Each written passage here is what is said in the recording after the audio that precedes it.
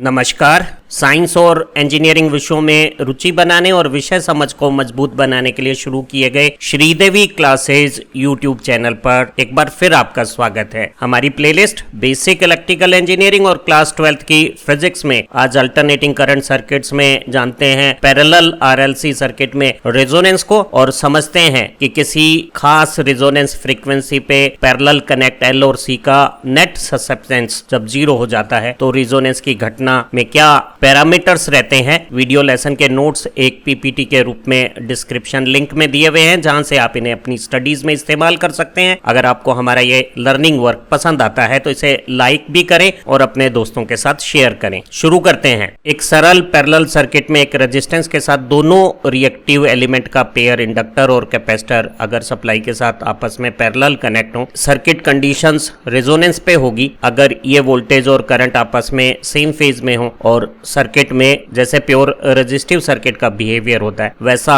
Unity power factor exist करता हो। अर्थात रेजोनेंस इस आरएलसी पैरेलल सर्किट की वो कंडीशन है जिसमें रिएक्टिव एलिमेंट एल और सी की प्रेजेंस होने के बावजूद भी करंट और वोल्टेज सेम फेज में आ गए हैं और ये सर्किट प्योर रेजिस्टिव सर्किट जैसा बिहेव कर रहा है। जिस फ्रीक्वेंसी पे ये स्थितियां आती हैं उसे रेजोनेंस फ्रीक्वेंसी कहते हैं और रेजोनेंस की कंडीशंस पे इंडक्टर और कैपेसिटर का जो ससेप्टेंस है वो इक्वल और आउट ऑफ फेज होकर नेट ससेप्टेंस 0 बना देता है और ऐसी स्थिति में जो सर्किट का एडमिटेंस है वो सिर्फ आर पार्ट का कंडक्टेंस हो जाता है जो आर का इनवर्स है और ऐसे सर्किट में करंट V बाई आर जैसे प्योर रेजिस्टिव सर्किट में करंट होता है उस तरह से आ जाता है। करंट और वोल्टेज का फेज डिफरेंस एंगल 0 होने से यूनिटी पावर फैक्टर पे सर्किट वर्क करता है। दोनों इंडक्टर और कैपेसिटर की एनर्जी स्टोर रिलीज करने वाली जो रिएक्टिव प्रॉपर्टी है वो सप्लाई सोर्स की फ्रीक्वेंसी के वेरिएशन के साथ बदलती है। एक रेजोनेंस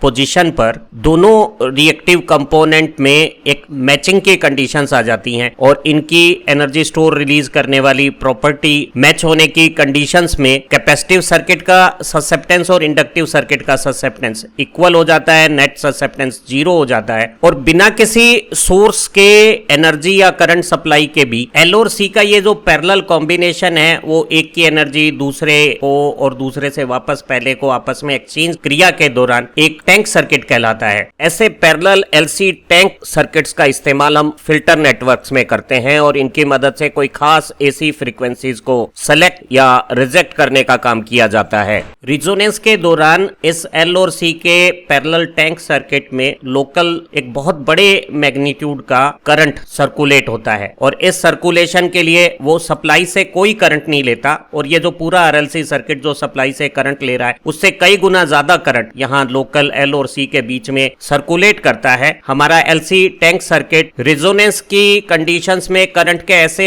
ऑसिलेशंस बनाता है जो इंडक्टर के मैग्नेटिक फील्ड और कैपेसिटर के इलेक्ट्रिक फील्ड के बीच में एनर्जी के एक्सचेंज से रिजोनेंट होकर आपस में मैचिंग और अनुनाद की स्थितियां होने से पैदा होते हैं और अनुनाद की स्थिति के दौरान एक इंडक्टर अपनी मैग्नेटिक फील्ड में जो एनर्जी स्टोर या रिलीज कर रहा है वही एग्जैक्ट अमाउंट की एनर्जी कैपेसिटर अपनी इलेक्ट्रिक फील्ड में रिलीज या स्टोर कर रहा है। अर्थात कैपेसिटर की रिलीज इंडक्टर में स्टोर हो रही है और इंडक्टर के रिलीज कैपेसिटर में स्टोर हो रही है और दोनों इक्वल अमाउंट की एनर्जी को लगातार आपस में बैक एंड फोर्थ एल और सी के बीच में एक्सचेंज करते हैं और इस प्रक्रिया के दौरान सप्लाई से किसी भी करंट या एनर्जी की इस टैंक सर्किट को जरूरत नहीं रहती है। रेजोनेंस के समय यह एलसी टैंक सर्किट एक ओपन सर्किट जैसा बिहेव करता है और जो सर्किट में जो सप्लाई वोल्टेज लगी हुई है वो सिर्फ सर्किट के रेजिस्टेंस पार्ट को करंट फ्लो करती है और एक आरएलसी सर्किट रेजोनेंस के समय प्योर रेजिस्टिव सर्किट जैसा बिहेव करने लगता है।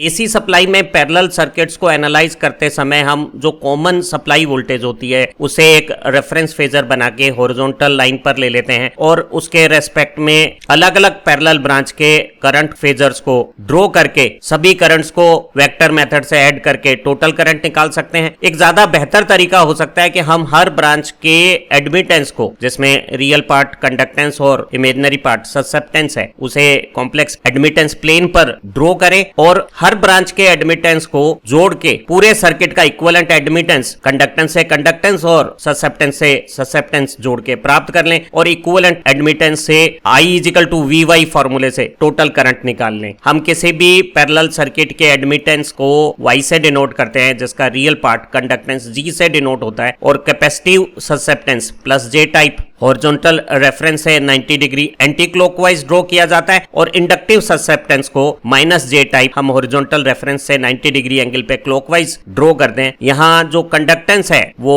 रेजिस्टेंस पार्ट का इनवर्स हो जाएगा, कैपेसिटिव ससेप्टेंस कैपेसिटिव रिएक्टेंस का इनवर्स हो जाएगा और वो ओमेगा C हो जाएगा, और इंडक्टिव ससेप्टेंस इंडक्टिव रिएक्टेंस प्रेरणिक प्रतिघात का उल्टा, प्रेरणिक प्रतिघात ओमेगा L तो उसका उल्टा ये 1 ओमेगा L, प्रेरकत्व में अधिकल्पित प्रवेशता इंडक्टिव ससेप्टेंस BL हो जाएगा। रिजोनेंस के समय एडमिटेंस का ये जो इमेजिनरी पार्ट है वो 0 हो जाता है, दोनों कैपेसिटिव ससेप्टेंस और इंडक्टिव ससेप्टेंस एक दूसरे को बैलेंस कर देते हैं और नेट रिएक्टेंस 0 हो जाता है। इस कंडीशन में हम पा रहे हैं कि एंगुलर फ्रीक्वेंसी कैपेसिटेंस और सेल्फ इंडक्टेंस के साथ ये रिलेशन रखती है, और इस पर्टिकुलर एंगुलर फ्रीक्वेंसी पे सर्किट रिजोनेंस होता है। तो रेडियन पर सेकंड में रिजोनेंस फ्रीक्वेंसी 1/√LC आ गई है, और अगर हम इसी को हर्ट्ज में पढ़ना चाहें तो 2 पाई का डिवीजन करने पे हर्ट्ज में एक पैरेलल सिंपल RLC सर्किट की रिजोनेंस फ्रीक्वेंसी 1/2π√LC आ गई है। और हम देख पा रहे हैं कि सीरीज रिजोनेंस सर्किट में और पैरेलल रिजोनेंस सर्किट में रिजोनेंस फ्रीक्वेंसी के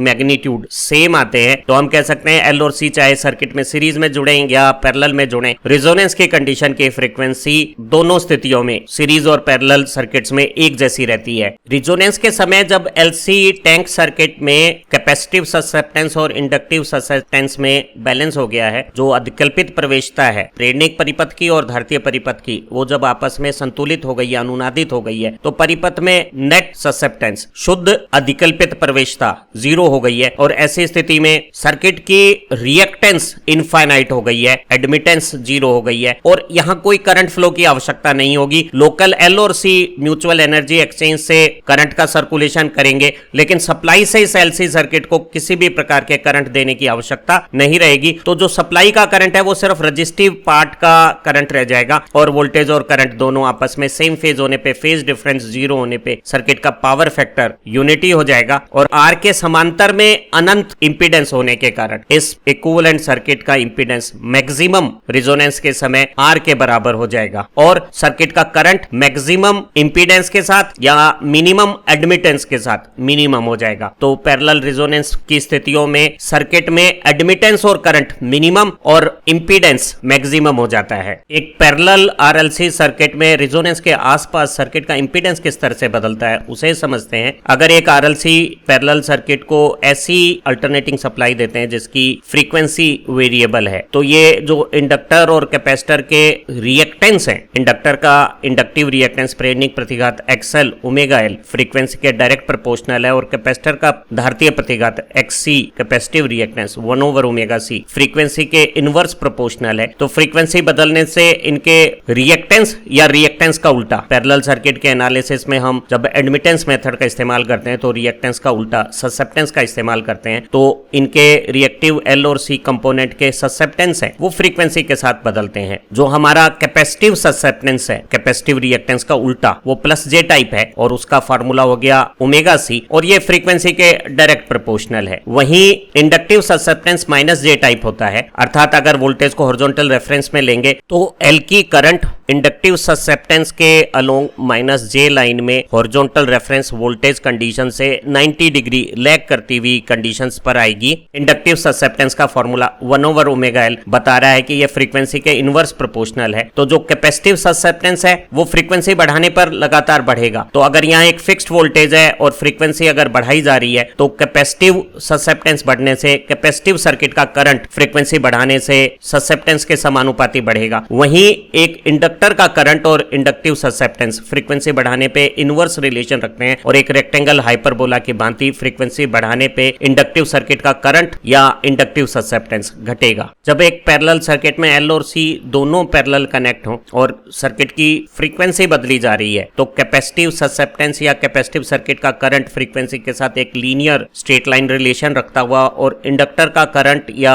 इंडक्टर का ससेप्टेंस एक इनवर्स रेक्टेंगल हाइपरबोला कैरेक्टरिस्टिक रखता घटता है तो दोनों ससेप्टेंस का जो नेट डिफरेंस है वो सर्किट का नेट ससेप्टेंस हो जाता है। किसी एक फ्रीक्वेंसी पे इंडक्टिव ससेप्टेंस और कैपेसिटिव ससेप्टेंस बराबर हो गया है, उस कंडीशन को हम रेजोनेंस कहते हैं। और रेजोनेंस से कम फ्रीक्वेंसी पे इंडक्टिव ससेप्टेंस कैपेसिटिव ससेप्टेंस से ज्यादा है और सर्किट का नेट नेचर इंडक्टिव है, ऐसी स्थिति में सर्किट का टोटल करंट वोल्टेज से लैग करता होगा। और जो नेट ससेप्टेंस है वो आप देखिए फ्रीक्वेंसी बढ़ाने पे लगातार घटता है और रेजोनेंस पे ये 0 हो जाता है। ससेप्टेंस के प्रोपोर्शनली एल और सी का दोनों का कॉम्बिनेशन टैंक सर्किट का सप्लाई से करंट होगा, जो फ्रीक्वेंसी बढ़ाने पे तेजी से घट के रेजोनेंस पे 0 हो रहा है। रेजोनेंस से ज्यादा फ्रीक्वेंसियों पे कैपेसिटिव ससेप्टेंस इंडक्टिव ससेप्टेंस से ज्यादा हो जाएगा। सर्किट की नेचर जिस तरह का ससेप्टेंस ज्यादा है उसी तरह का करंट ज्यादा हो जाएगा, तो सर्किट की नेचर कैपेसिटिव करंट ज्यादा होने से कैपेसिटिव हो जाएगी। और अगर आप ज्यादा कैपेसिटिव ससेप्टेंस से कम इंडक्टिव ससेप्टेंस का डिफरेंस निकालते हैं तो ये डिफरेंस आप देखिए, ये जो लाइनें हैं वो मैग्नीट्यूड बता रही है और ये लाल कर्व उस मैग्नीट्यूड को रिप्रेजेंट कर रहा है। तो हमारा जो नेट ससेप्टेंस है वो फ्रीक्वेंसी को 0 से बढ़ाने पे बहुत ज्यादा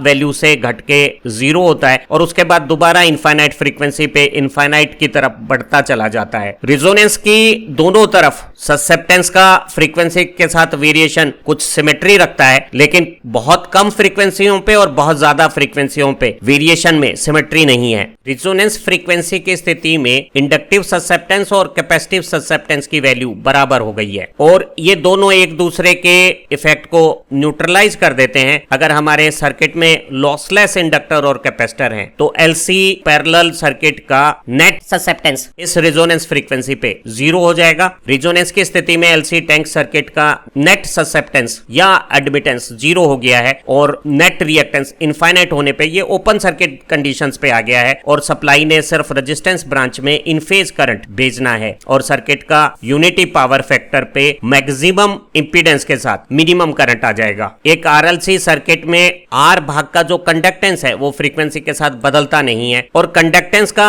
नेट रिएक्टेंस के साथ, नेट रिएक्टेंस 0 से फ्रीक्वेंसी बढ़ाने पे पहले घटता है, रेजोनेंस पे 0 होके वापस बढ़ता है और नेट रिएक्टेंस और कंडक्टेंस का जो फेजर सम है टोटल एडमिटेंस, यहाँ लाल कर्व से हमने शो किया है, वो रेजोनेंस के समय मिनिमम हो गया है। एडमिटेंस का उल्टा इंपीडेंस एक पैरेलल आरएलसी सर्किट का रेजोनेंस के समय मैक्सिमम आर के बराबर हो गया है। एक पैरेलल आरएलसी सर्किट को अगर वेरिएबल फ्रीक्वेंसी की अल्टरनेटिंग करंट सप्लाई देते हैं तो उस सर्किट का इंपीडेंस फ्रीक्वेंसी के साथ किस तरह से बदलता है उस वेरिएशन को समझते हैं। पैरेलल सर्किट के एनालिसिस में इंपीडेंस की बजाय हम एडमिटेंस को एनालिसिस में इस्तेमाल करते हैं। एडमिटेंस का रियल पार्ट कंडक्टेंस है जो रेजिस्टेंस का उल्टा 1/R है और कंडक्टेंस की वैल्यू फ्रीक्वेंसी बदलने पे भी बदलती नहीं है, कांस्टेंट रहती है और हमारा जो एडमिटेंस है वो कंडक्टेंस और इमेजिनरी पार्ट ससेप्टेंस अधिकल्पित प्रवेशता का वेक्टर समेशन है। रेजोनेंस से कम फ्रीक्वेंसीज पे जब इंडक्टिव ससेप्टेंस कैपेसिटिव ससेप्टेंस से ज्यादा है, नेट ससेप्टेंस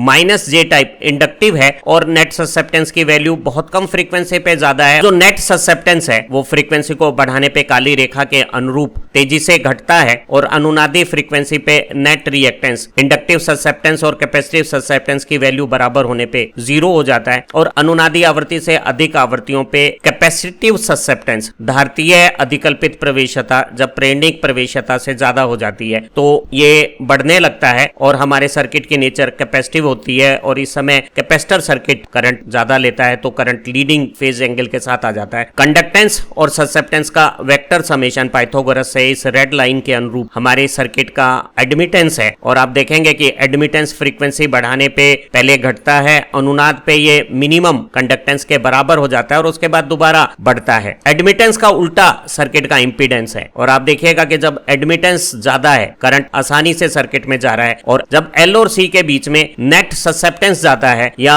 अधिकल्पित प्रवेशता ज्यादा है, एल और सी का ये जो कॉम्बिनेशन करंट लेगा वो आर के करंट के साथ जुड़कर टोटल करंट को ज्यादा कर देगा। एडमिटेंस ज्यादा होने का मतलब है करंट ज्यादा और करंट रोकने की इंपीडेंस प्रतिबाधा कम होना। और जब एडमिटेंस लाल रेखा के अनुरूप तेजी से घटता है तो नीली रेखा के अनुरूप हमारा इंपीडेंस बढ़ता है, वो अनुनादी आवृत्ति पे अधिकतम होके बाद में फिर वापस घटने लगता है क्योंकि अनुनादी से उच्च आवृत्तियों पे हमारे सर्किट में एडमिटेंस बढ़ने लगता है क्योंकि एल और सी का ये जो नेट कैपेसिटिव ससेप्टेंस है वो करंट ड्रॉ करके रेजिस्टेंस करंट के साथ मिलके सर्किट की एडमिटेंस को बढ़ा लेता है। अनुनाद की स्थिति में इंडक्टिव ससेप्टेंस और कैपेसिटिव ससेप्टेंस अधिकल्पित प्रवेशताएं प्रेरकत्व और धारिता परिपथ की समान होने से शुद्ध अधिकल्पित प्रवेशता नेट ससेप्टेंस यहाँ काली लाइन से दिख रहा है, रिजोनेंस के समय 0 हो गया है। हमारे सर्किट का एडमिटेंस कंडक्टेंस के साथ ससेप्टेंस का फेजर समय और अनुनाद के समय जब ससेप्टेंस अधिकल्पित प्रवेशता शून्य हो गई है तो हमारा सर्किट की एडमिटेंस प्रवेशता सिर्फ कंडक्टेंस चालकता भाग के G के बराबर हो गई है। रिजोनेंस की अवस्था में इंडक्टिव भाग का करंट वोल्टेज से 90 डिग्री फेज में पीछे रहने वाला और कैपेसिटिव भाग का करंट वोल्टेज से 90 डिग्री आगे रहने वाला मैग्नीट्यूड में इक्वल हो गया है और ये दोनों आपस में ऑपोजिट फेज के करंट लोकल सर्कुलेट हो रहे हैं और ऐसी स्थिति में ये एलसी सर्किट इक्वल और ऑपोजिट इंडक्टर और कैपेसिटिव करंट के कॉम्बिनेशन के कारण सप्लाई के लिए एक ओपन सर्किट जैसी कंडीशंस हो गई है और एलसी टैंक सर्किट सप्लाई से जब कोई करंट ड्रॉ नहीं करेगा तो हमारी सप्लाई का करंट मिनिमम सिर्फ रेजिस्टेंस या कंडक्टेंस भाग का करंट भर रह जाएगा। तो सर्किट का जो लाल रंग से एडमिटेंस है वो करंट का रिप्रेजेंटेशन है और रिजोनेंस पे क्योंकि एडमिटेंस मिनिमम हो गया है तो सर्किट का करंट भी मिनिमम हो गया है। रिजोनेंस और उसकी आसपास की फ्रीक्वेंसियों में एक पैरेलल आरएलसी सर्किट में करंट का वेरिएशन को हम समझ सकते हैं। पैरेलल सर्किट में करंट को समझने के लिए हमने वोल्टेज को रेफरेंस फेजर बना के हॉरिजॉन्टल लाइन पे रोक लेना है और जो रेजिस्टेंस का करंट वोल्टेज की सेम फेज में इंडक्टर ब्रांच का करंट वोल्टेज से 90 डिग्री लैग करता हुआ और कैपेसिटर ब्रांच का करंट वोल्टेज से 90 डिग्री लीड करता हुआ फेजर डायग्राम में करंट फेजर डायग्राम में हम रिप्रेजेंट कर सकते हैं और कह सकते हैं कि आरएलसी सर्किट का जो टोटल करंट है उसका रियल पार्ट वोल्टेज का इन फेज रेजिस्टेंस या कंडक्टेंस का करंट है और कैपेसिटिव ससेप्टेंस और इंडक्टिव ससेप्टेंस का जो डिफरेंस करंट है वो नेट रिएक्टिव करंट हो गया है। अगर कैपेसिटिव करंट ज्यादा है या कैपेसिटिव ससेप्टेंस ज्यादा है तो ये प्लस जे टाइप होगा। दोनों करंट का जो डिफरेंस है इंडक्टिव करंट अगर ज्यादा है कैपेसिटिव करंट से तो माइनस जे टाइप जो रिएक्टिव करंट है वो रियल करंट के साथ पाइथागोरस कैलकुलेशन से टोटल करंट दे सकता है। ध्यान रहे यहाँ रेजिस्टेंस का करंट सप्लाई की अगर वोल्टेज V है तो V इंटू जी या V बाई आर हो सकता है जहां G इस ब्रांच की कंडक्टेंस और R रेजिस्टेंस है। इसी तरह से इंडक्टिव ब्रांच का करंट V BL हो सकता है जहां BL इस ब्रांच का ससेप्टेंस अधिकल्पित प्रवेशता है और अधिकल्पित प्रवेशता और रिएक्टेंस इनवर्स होते हैं तो हम इंडक्टर के करंट को V अपॉन XL लिख सकते हैं। V अपॉन 2πfl सीधा हमारी कैलकुलेशन हो जाएगी और कैपेसिटर का करंट V BC हो जाएगा जहां BC कैपेसिटर की अधिकल्पित प्रवेशता कैपेसिटिव ससेप्टेंस है और कैपेसिटिव ससेप्टेंस कैपेसिटिव रिएक्टेंस की इनवर्स है तो capacitor current V upon XC हम कैलकुलेट करें वो फ्रीक्वेंसी के डायरेक्ट प्रोपोर्शनल 2πfc आ गया है। अनुनाद की अवस्था में L का करंट और C का करंट इक्वल मैग्नीट्यूड के और ऑपोजिट फेज में होने से नेट रिएक्टिव करंट 0 होने से हमारी सर्किट का टोटल करंट केवल रेजिस्टेंस का करंट मिनिमम हो जाता है। एक पैरेलल आरएलसी सर्किट में रेजोनेंस और रेजोनेंस के आसपास की कंडीशंस पे जब फ्रीक्वेंसी बदलती है तो फ्रीक्वेंसी और करंट के बीच में जो रेस्पॉन्स है यहाँ लाल कर्व से हमने शो किया है उसे समझा जा सकता है। फ्रीक्वेंसी 0 से जब बढ़ाई जाती है तो हमारा करंट रेस्पॉन्स एक मैक्सिमम हाई मैग्नीट्यूड से तेजी से घट के रेजोनेंस की फ्रीक्वेंसी पे मिनिमम केवल कंडक्टेंस पार्ट या रेजिस्टेंस पार्ट के current V by R level पे आके एक बार फिर जब फ्रीक्वेंसी बढ़ाई जाती है तो इनफाइनाइट फ्रीक्वेंसी पे इनफाइनाइट तक इंक्रीज हो जाएगा। हमारे एक पैरेलल सर्किट में करंट को एडमिटेंस पैरामीटर से अगर हम समझें जो कंडक्टेंस और नेट ससेप्टेंस है वो सर्किट के करंट को रिप्रेजेंट करते हैं और हमारा कंडक्टेंस फ्रीक्वेंसी के साथ नहीं बदलता तो रजिस्टिव पार्ट का करंट एक फिक्स वोल्टेज पे फिक्स मैग्नीट्यूड का रहता है। लेकिन जो L और C का टैंक सर्किट है उसका नेट रिएक्टेंस शुरू में इंडक्टिव नेचर का है, फ्रीक्वेंसी बढ़ाने पे तेजी से घटता है तो उस LC सर्किट में जो शुरू में बहुत कम फ्रीक्वेंसी पे इंडक्टिव सर्किट द्वारा ज्यादा करंट लिया जा रहा था और net inductive current total current को यहाँ लाल रंग में ज्यादा बना रहा था, जब फ्रीक्वेंसी बढ़ती है तो एक साथ इंडक्टिव करंट कम होता है, कैपेसिटिव करंट बढ़ता है, दोनों का डिफरेंस तेजी से घटता है और अनुनाद पे जब दोनों इंडक्टिव और कैपेसिटिव करंट इक्वल हो गए थे नेट LC रिएक्टिव पार्ट का करंट 0 हो गया था तो हमारा सर्किट का टोटल करंट भी मिनिमम हो गया था। तो हम पा रहे हैं कि रेजोनेंस के समय इंडक्टिव ससेप्टेंस और कैपेसिटिव ससेप्टेंस इक्वल होने पर नेट ससेप्टेंस 0 होने पे करंट कम है, और रेजोनेंस से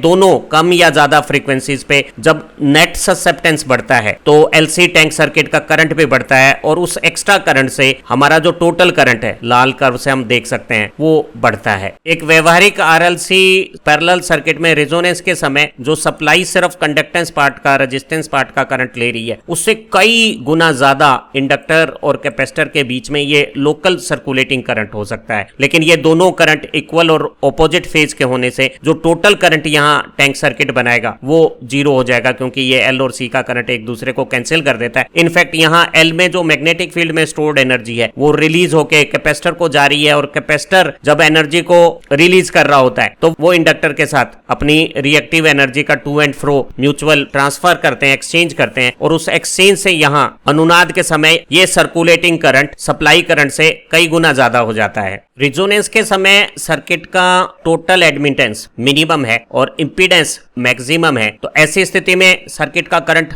मिनिमम होता है, तो हम आरएलसी पैरेलल सर्किट को एक रिजेक्टर सर्किट के तौर पे इस्तेमाल कर सकते हैं, जहां एक खास फ्रीक्वेंसी के सिग्नल को हम सप्रेस या रिजेक्ट करने का काम रेजोनेंट फ्रीक्वेंसी पे कर सकते हैं। एक पैरेलल रेजोनेंस में सप्लाई का करंट कम होने के बावजूद भी एल और सी में लोकल करंट कई गुना ज्यादा हो सकता है, तो इस तरह के घटनाक्रम को हम जो पैरेलल आरएलसी सर्किट में रेजोनेंस के समय होता है करंट रेजोनेंस भी कहते हैं। पैरेलल रेजोनेंस के इंपीडेंस और करंट के ये जो ग्राफ फ्रीक्वेंसी के साथ हमने ड्रॉ किए हैं वो सीरीज रेजोनेंस जैसे ही दिखते हैं, लेकिन ध्यान रहे कि पैरेलल रेजोनेंस में ये जो नीले रंग का इंपीडेंस का ग्राफ है वो सीरीज रेजोनेंस में करंट का कर्व था, और ये जो करंट का कर्व पैरेलल रेजोनेंस में लाल रंग से हमने दिखाया वो सीरीज रेजोनेंस के लिए इंपीडेंस का कर्व था। तो इंपीडेंस और करंट के मैक्सिमा और मिनिमा रेजोनेंस की स्थितियों में सीरीज रेजोनेंस और पैरेलल रेजोनेंस में आपस में उल्टे हो गए हैं, तो हम सीरीज रेजोनेंस को तो रेजोनेंस कहते हैं और पैरेलल रेजोनेंस को